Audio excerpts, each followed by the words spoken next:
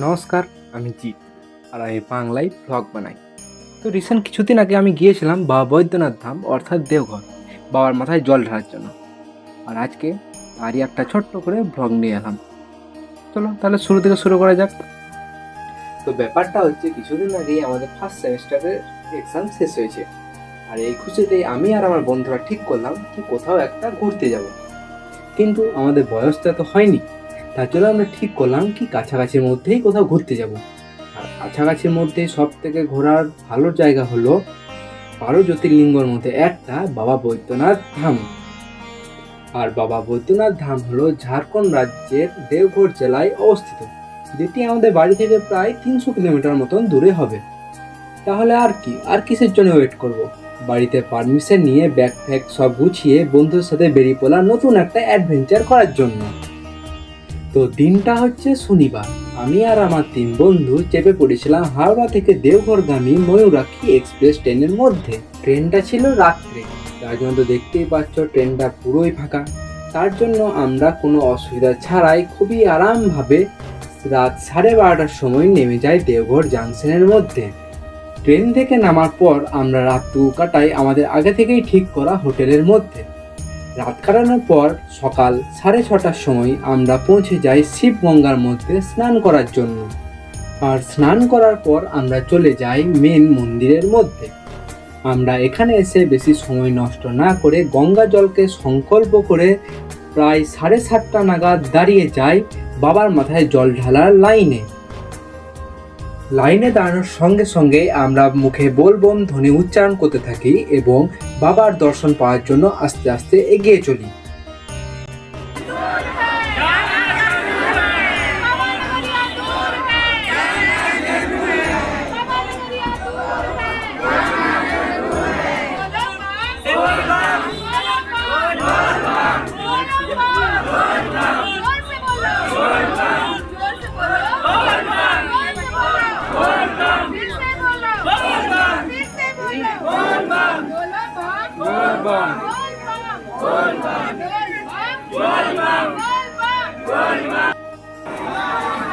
बाबा एक सहारा है, बाबा एक सहारा है,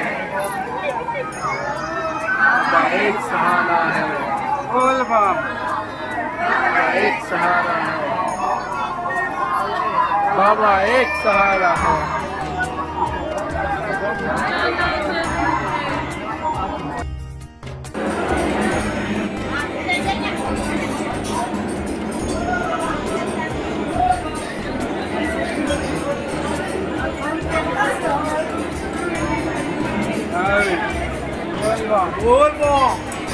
প্রায় 7 ঘন্টা লাইনে দাঁড়ানোর পর 2টোর সময় আমরা বাবার মেন মন্দিরের কাছে একদমই চলে আসি। আর তার কিছুক্ষণ পরেই আমরা বাবার মাথায় জল ঢালি। কিন্তু একটা কথা একদমই বিশ্বাস করতে হবে, 7 ঘন্টা লাইনে দাঁড়ানোর যে ক্লান্তিটা বাবাকে এক ঝলক দেখার পর সেটা একদমই কেটে যায়। বাবার মাথায় জল ঢালার পর আমরা আবার হোটেলের মধ্যে ফিরে আসি। হোটেলে কিছু খাওয়া দাওয়া করে নিয়ে একটু বিশ্রাম নেওয়ার পর আমরা আবার সন্ধ্যাবেলায় বাবার মন্দিরকে চলে আসি সন্ধ্যা আরতি দেখার জন্য। সন্ধ্যা আরতি দেখতে এসে আমি একটা জিনিস একদমই উপলব্ধি করি যে বাবার মন্দির তো এমনিতেই দেখতে খুব সুন্দর, কিন্তু রাত্রিবেলায় বাবার মন্দিরের সৌন্দর্য 100 গুণ বেড়ে যায়। এরপর 7:30টা নাগাদ সন্ধ্যা আরতি শুরু হয়। আর সত্যি বলতে গেলে সন্ধ্যা আরতির মধ্যে কি যে এমন শক্তি ছিল যে আমরা 4 বন্ধুই একদমই তার মধ্যে মগ্ন হয়ে যাই। एवं महाआरती दर्शन के दौरान आप सब अपने सामानों की रक्षा करें, मोबाइल एवं पर्स पर विशेष रूप से सावधानी रखें। आरती की जो जली रहती है धीरे धीरे सावधानी पूर्वक आरती है, आपस में धक्का मुक्की न करें।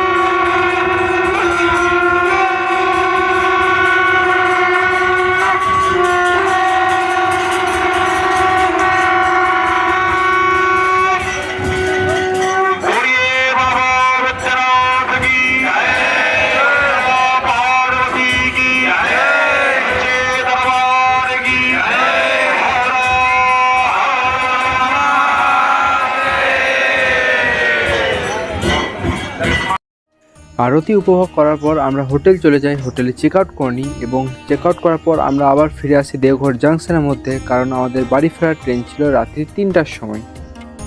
তো এই ব্লগটা এত দূরই, আশা করি আপনাদের এই ব্লগটা ভালো লাগবে। আর আবার দেখা হবে কোনো নতুন গল্পে, কোনো নতুন ব্লগে। সবাই ভালো থাকবেন।